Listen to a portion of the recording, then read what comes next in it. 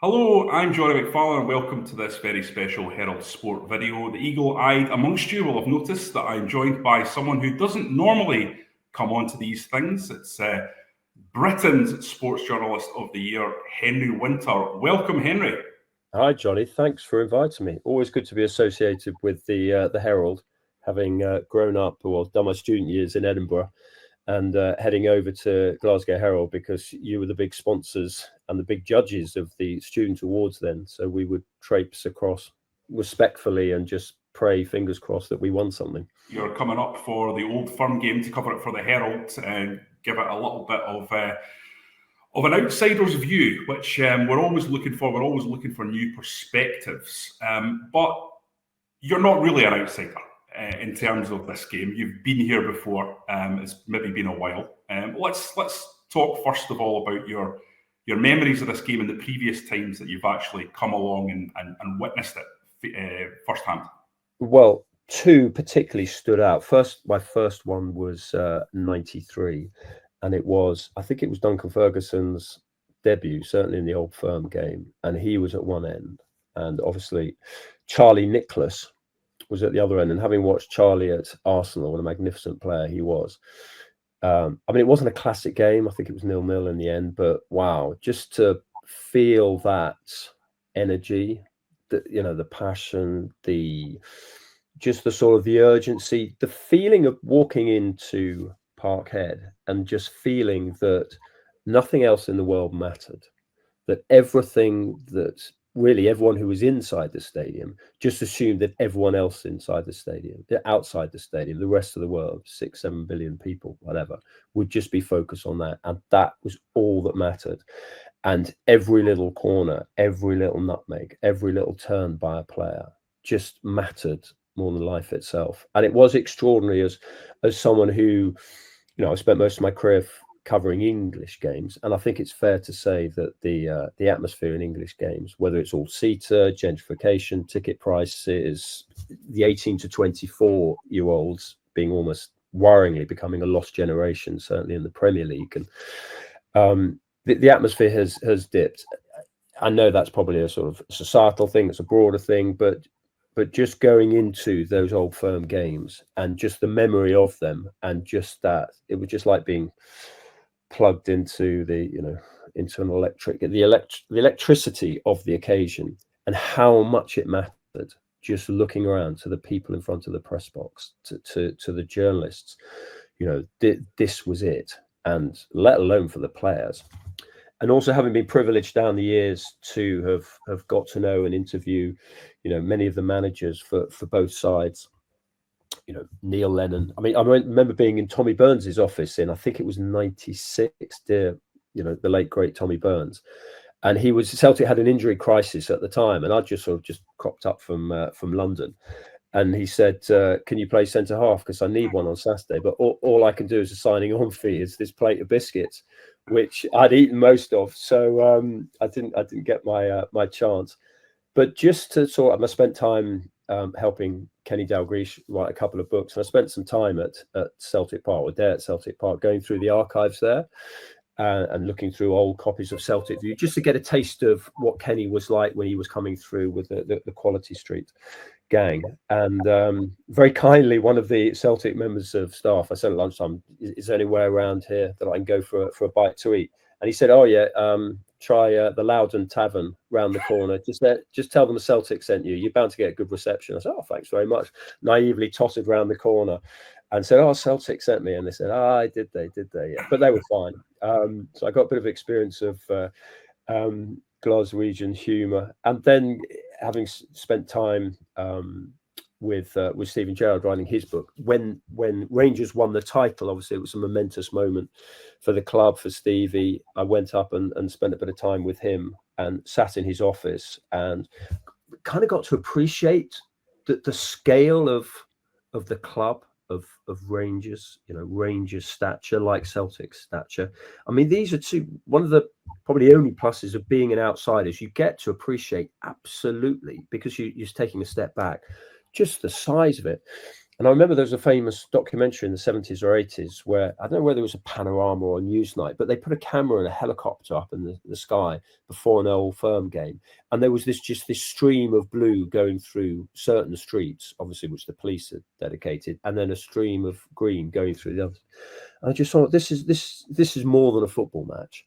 So just that opportunity to talk to managers and players, yeah, it's been an absolute privilege. And so the second one, so inevitably, when I get talking to a Scotsman about football, it normally ends up in the ubiquitous chip late at night, sort of arguing over sort of momentous games. But the one I particularly remember was 1999, and I think it was November time, and it was an Old Firm game. I'm pretty sure it was Ibrox, and I was reminded of it the other day because I bumped into Paul Lambert.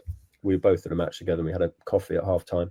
And I reminded him of it, that it was Jörg Albert's challenge. I think it was a completely fair challenge. They were going for the ball in the box, and sort of Albert slid in. I think Albert's knee caught Lambert on the nose.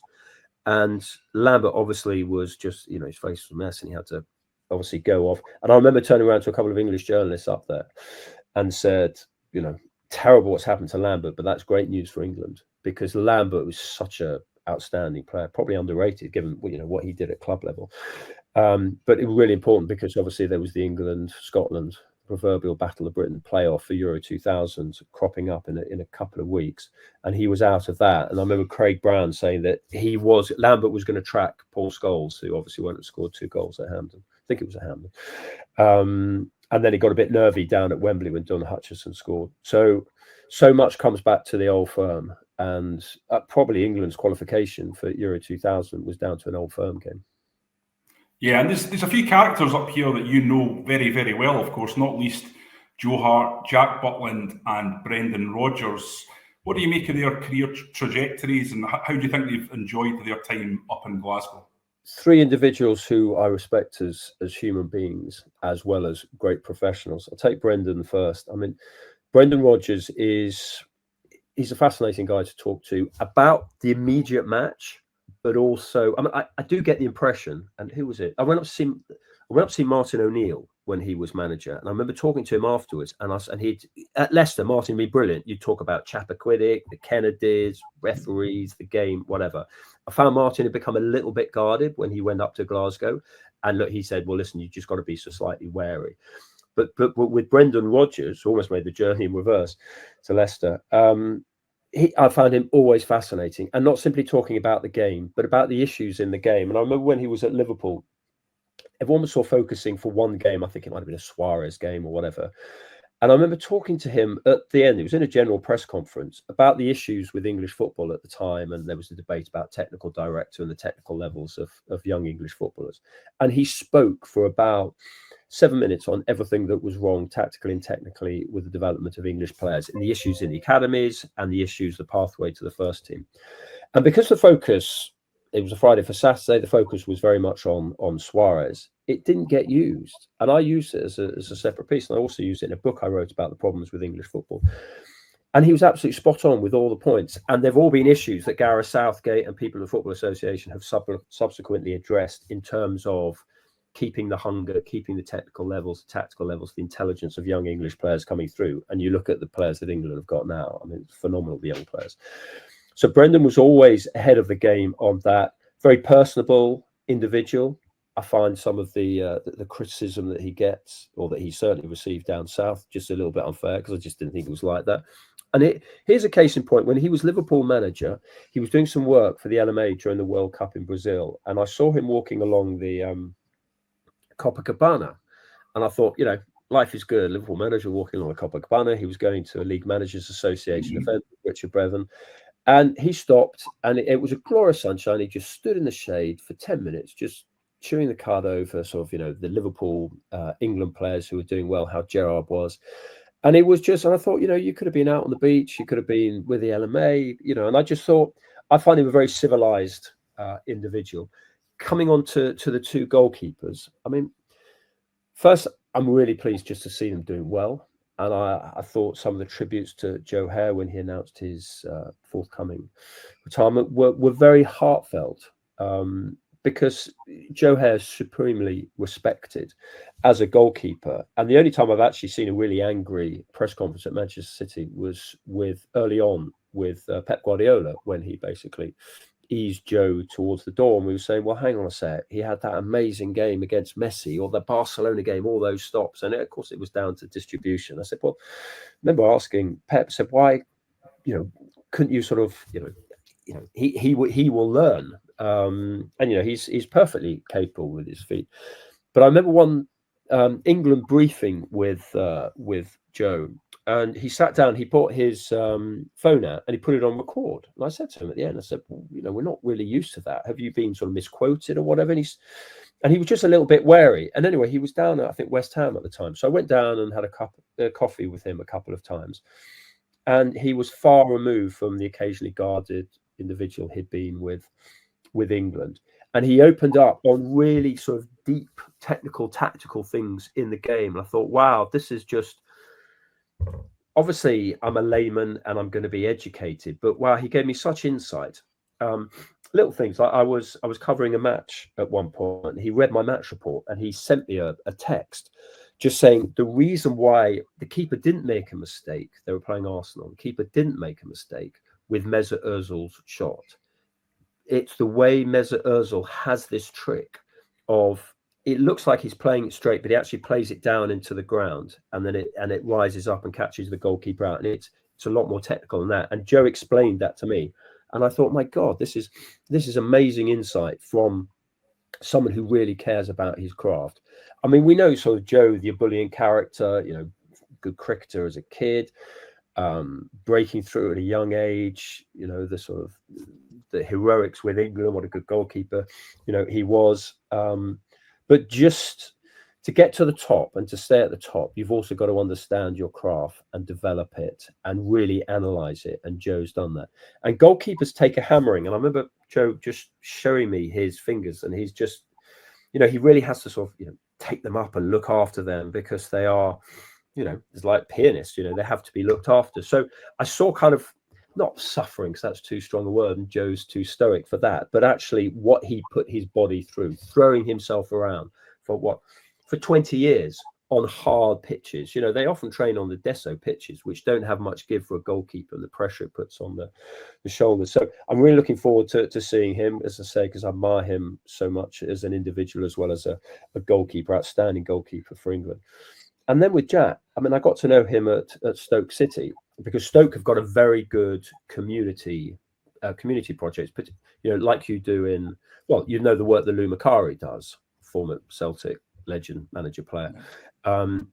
Stoke's got issues as a city. Many British cities do, and Jack was really good. He would just be the go-to guy at Stoke if they had a sort of community initiative, if they needed someone's spirits lifted in the community, someone was grieving, whatever. Jack was absolutely brilliant at that, because he's just such a lovely guy.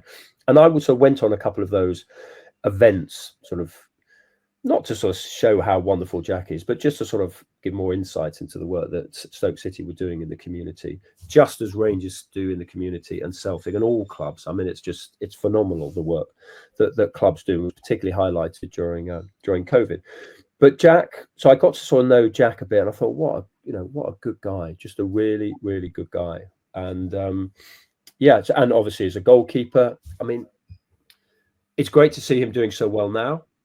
And I don't think people down south quite understand the size of Rangers and Celtic. I got it a little bit when I did a book with Kenny, Sir Kenny, and the publishers rather sweetly send you a breakdown of sales all around the world, and they were like 5,000 sales in Canada. And I said to the sales director, I said, you sold 5,000 copies of this book? It's around that in Canada. And he said, yeah, Celtic. I mean, it is extraordinary. And Rangers as well. Like, if I do write a piece on Rangers, and I interviewed Gio van Bronckhorst as well as Stevie, and the reaction to that. I mean, I'm not worried whether it's critical or not, whatever people think of me as a journalist. I will go on the forums just to see what people thought of the piece, and then just kind of to give me more insight, and it's one thing I do before games. Always go on the fans forums just to get a feel. I mean, I went on the Celtic ones today and the Rangers ones this morning, just to get a feel, because it's particularly an issue down. Well, it's an issue everywhere. I don't like the idea of fans being disenfranchised.